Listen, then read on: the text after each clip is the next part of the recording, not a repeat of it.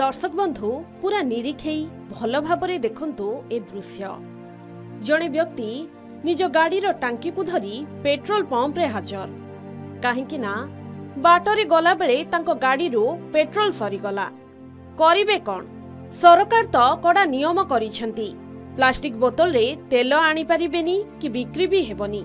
तेणु व्यक्ति जनक पेट्रोल पाई गाड़ीरू टांकी खोली आनी पहुंची गले पेट्रोल पंप रे। गाड़ीर टांकी धरी से पेट्रोल पंप रे पहुंची थिले। टांगरे धरी आसीथिबा टांकी को खोली कर्मचारी को तेल देबा को कहिले। कर्मचारी भी एसबु देखि ताजुब होई जाउथांती। किंतु कोन बा करिवे? सरकार को नियम अनुसार एणिकी आउ प्लास्टिक बोतल रे पेट्रोल दिया जीवनी। तेणु से भी सेही टांकी रे तेल देबा आरंभ करिथिले। प्लास्टिक बोतल रे तेल बंद हेबा परे लोकंक चिंता बढ़िछि। गाड़ीरू हठात तेल सरीबा परे केउठी लोके दुई चकिया गाड़ी को चारि चकिया रे बही आनुछंती तो केउठी सीधा टांकी को गाड़ीरू खोली आनुछंती। आपण देखुथिबा ए सीसीटीवी विजुअल एबे सोशल मीडिया रे भाइराल हेबारे लागिछि। गुरुवार दिन कटक जिला बडंबा अंतर्गत माड़ियाबंध अंचलर जणे व्यक्ति गाड़ीर टांकी खोली पेट्रोल पंप पर्यंत नहीं आसीथिले, जहाकु नेई एबे चर्चा जोर धरिछि।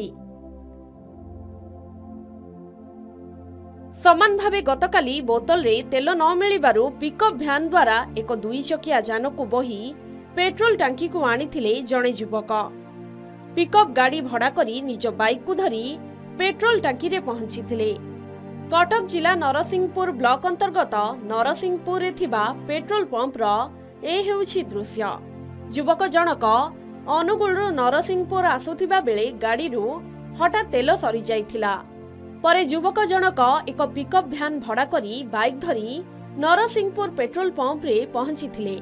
प्रथमे बाइक को गड़ाई गड़ाई आनिथिले। परे पिकअप भ्यान डाला रे 5 किलोमीटर ऊर्ध्व बाट आनी निज बाइक रे पेट्रोल भरिथिले।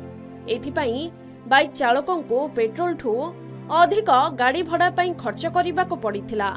सेपटे ठिकाना स्थल रे पहुंचिबा पाई 4 घंटारू ऊर्ध्व समय विलंब होइथिला। युवकंक बाइक पिकअप भ्यान रे बुहा हेबार वीडियो वर्तमान viral Hebare लागिछि। Baleshwar FM college छात्री मृत्यु घटना परे राज्य सरकार बोतल रे पेट्रोल देबा उपरे कड़ा कटकणा लगाइछंती।